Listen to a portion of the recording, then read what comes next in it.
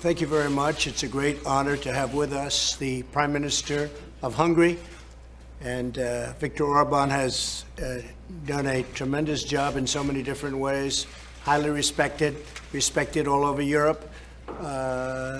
Probably, like me, a little bit controversial, but that's okay. That's okay. You've done a good job, and you've kept your country safe.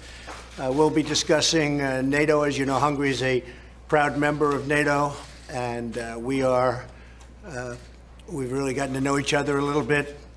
We'll be discussing trade, very much so, and lots of other subjects. We'll be meeting with representatives of Hungary later on with the Prime Minister, and we'll spend some very good time together. So, Mr. Prime Minister, thank you very much for being at the White House. Thank you very much. It's a great honor. Thanks. May I have a word? Yes, please. So, President, thank you very much for the invitation. Thank you. May I just say here that we are proud that so many Hungarians contributed to the tremendous progress of the United States. I'm very happy to be here again. May I say to be young again. I was 20 years ago, first time here. I have some expectations for this meeting this afternoon. First of all, to strengthen our strategic alliance. Then to discuss global political issues, because so many changes are going on and we have some similar approaches. And I would like to express that we are proud to stand together with the United States on fighting against illegal migration, on terrorism, and to protect and help the Christian communities all around the world. So, President, thank you very much for the invitation. And you have been great with respect to Christian communities. You have really put a block up, and we appreciate that very much. So we're going to have some meetings now, a lot of subjects under discussion, and the relationship is very good with Hungary. Thank you all very much. Mr. President, what's your reaction to China's decision today to retaliate on tariffs and the market reaction to that? Well, the reaction is very simple. China has been taking advantage of the United States for many, many years. I'm not just talking about during the Obama administration. You can go back long before that. And it's been taking out $400, $500, $600 billion a year out of the United States. And we can't let that happen. We're in a very strong position. Our economy has been very powerful. Theirs has not been. We've gone up a lot since our great election in 2016. And if you look at the numbers, they've gone down quite a bit. We're dealing with them. We have a very good relationship. Maybe something will happen. We're going to be meeting, as you know, at the G20 in Japan. And that'll be, I think, probably a very fruitful meeting. But we're taking in right now hundreds of billions of dollars. We're taking in billions of dollars of tariffs. And those tariffs are going to be tremendously, if you look at what we've done thus far with China, we've never taken in 10 cents until I got elected. Now we're taking in billions and billions. Now, it went up as of Friday very substantially. It's 25% on 200 billion. So now the total is 25% on $250 billion. In addition to that, we have another $325 billion that we can do if we decide to do it. So we are taking in tens of billions of dollars. We've never done that before with China. We've never done that before with anybody, frankly, because we've been taken advantage of on all of our trade deals, practically. This is a very positive step. I love the position we're in.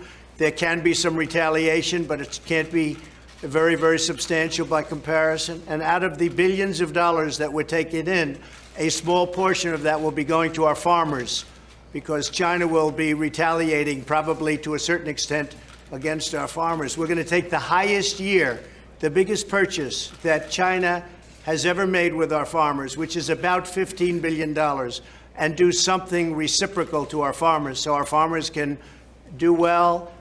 They'll be planting, they'll be able to sell for less, and they'll make the same kind of money until such time as it's all straightened out. So our farmers will be very happy. Our manufacturers will be very happy, and our government is very happy because we're taking in tens of billions of dollars. I think it's working out very well. Again, we do much less business with China than they do with us. If you take a look at 100 billion versus 600 billion, and just so you understand, we don't have to pay any tariffs. If you're a manufacturer in this country, you pay nothing. open your division or open up your product, have it made in this country as opposed to made in China. Or if you don't want to do that, and that would be the ideal, that's what it used to be a long time ago when we were smart, when we had an economy that was really something very special. Now we're having a period of tremendous growth and tremendous success like we haven't seen for a long time. But in the old days, we made our product, and we took our product, and that's what it was. Now we go to China, we buy it. Not anymore. And if they don't want to pay tariffs, make it here or buy it from another country that's a non-tariffed country.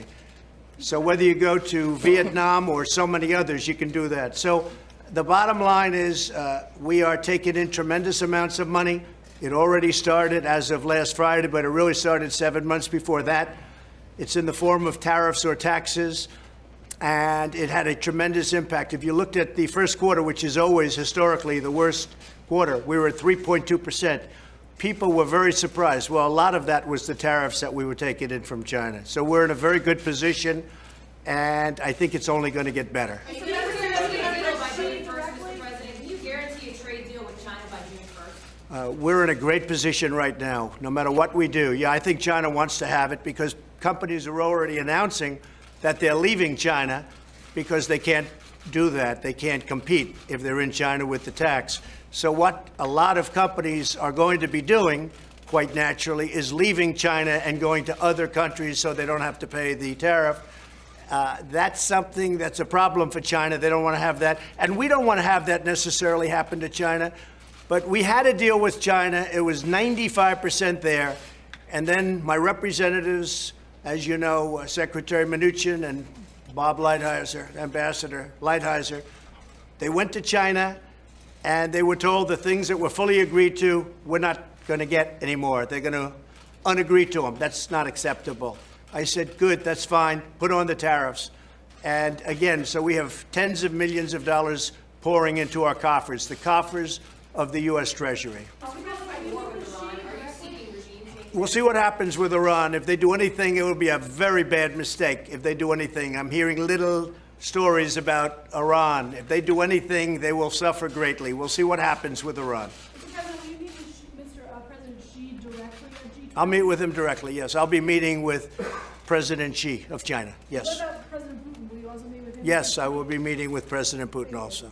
On Russia, Secretary Pompeo was heading there. What message do you have for him to send to Putin? I think the message is that there has never been anybody that's been so tough on Russia, but at the same time, we're going to end up getting along with Russia. It makes sense to get along with Russia. Nobody sanctioned Russia like I have. Nobody's talked about the pipeline going to Germany and various other places like I have. I said it's very unfair, having to do with the United States and NATO. There's been nobody that's ever done, and if you really look at something big, our energy business, we're now the biggest in the world. We're bigger than Russia. We're bigger than Saudi Arabia. We're bigger than anybody. That all happened since I've become president because I've made it so that you can do that. And we're taking in a lot of money. Look, our country is doing really well. We've probably never done this well before, and it's going to continue. We have tremendous signs. As far as the deal with China is concerned, believe it or not, it's very important, but it's a very, very small part of the kind of numbers that we're doing right now since my election. Will you pursue the $325 billion in tariffs, the additional tariffs? Are you going to pursue? I haven't made that decision yet. We have the right to do another $325 billion at 25% in additional tariffs. That is a tremendous amount of money that would come into our country. I have not made that decision yet. Should Don McGahn be held in contempt of Congress? I don't know anything about what's going on. I can tell you that there has never been anybody so transparent as the Trump administration. And it was no collusion and no obstruction. And we're wasting a lot of time with that stuff. But the Mueller report came out. It was a very good report for us. Mr. President, are you concerned about democratic backsliding in Hungary under this prime minister? Well, people have a lot of respect for this prime minister. He's a respected man. And I know he's a tough man, but he's a respected man. And he's done the right thing, according to many people, on immigration. And you look at some of the problems that they have in Europe that are tremendous because they've done it a different way than the prime minister. But I'll let him speak to that question. Mr. Prime Minister, please. From the people, by the people, for the people. This is the basis for the Hungarian government. So it's a government which is elected by the Hungarian people several times, so we are happy to serve our nation.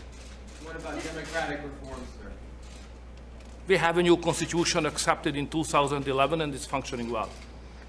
Mr. President, you talked Don't about... forget they're a member of NATO, and a very good member of NATO.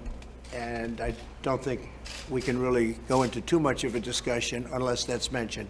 Yeah. You talked about transparency, sir. If you're so transparent, why continue to block these House Democrats who are looking for information? Because they're asking for things that they're not entitled to.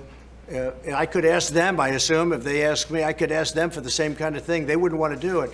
All they're doing is trying to win an election in 2020, and I think we're in very good shape. We have the strongest economy we've ever had. We have the single best employment numbers we've ever had, and unemployment numbers. You know, it's very interesting, but Mr. Prime Minister, as of today, we have the most number of people working in the United States that we have ever had at any time in the history of our country. Almost 160 million people are working. So that's a big number. I just saw the final number. We're close to 160 million people.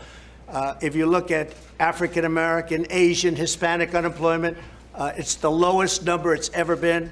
So we're doing really well, and all the Democrats want to do is find any way they can to stop it. They're putting their own personal goals ahead of the country, and you can't do that. You just can't do that. And we have a wonderful Attorney General. He's done a very, very good job, and I'm sure it'll all work out. On your campaign, sir, will you commit to not using any information stolen from a foreign adversary? Will you make that commitment? Well, I never did use, as you probably know. That's what the Mueller report was all about. They said no collusion, and I would certainly agree to that. I don't need it. All I need is the opponents that I'm looking at. I'm liking what I see. Mr. President, are you concerned about the attacks on oil tankers in the Middle East? We'll see what happens. It's going to be a bad problem for Iran if something happens, I can tell you that. They're not going to be happy. They are not going to be happy people.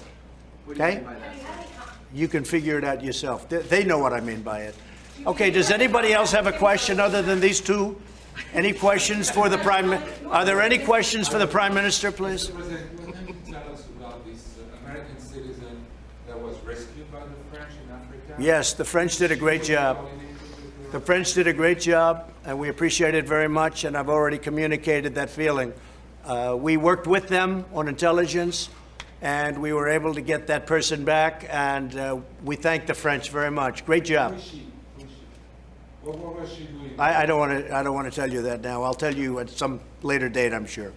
Okay? The former aid package, sir, the $15 billion, can you elaborate on what that looks like, where that's coming from? Well, it's being devised right now. It's something that has taken place over the years, and if you would like, speak to Sonny Perdue, Department of Agriculture. We love our farmers. We take care of our farmers. Our farmers have been incredible. No country can get in the way of our farmers. Our farmers are great patriots, and they've done a fantastic job. So our farmers are going to be very well taken care of. Thank you all very much. Thank you. Thank you very much.